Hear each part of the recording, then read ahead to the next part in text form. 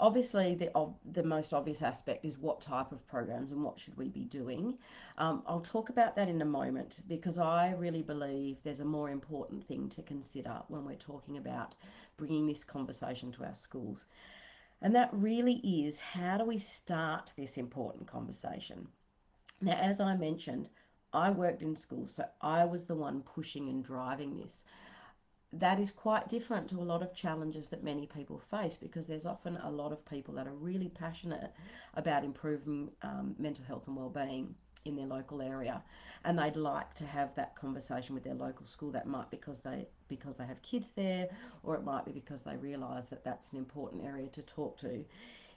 It is absolutely critical to involve schools when we're talking about this area, because obviously that's where so much education happens. You have a dedicated audience sitting there ready waiting to listen. I've often had people ask me, how do I get the message out to young people? Schools, they're literally young, a huge majority of our young people at one point are at our schools, and so it's the perfect place to have this.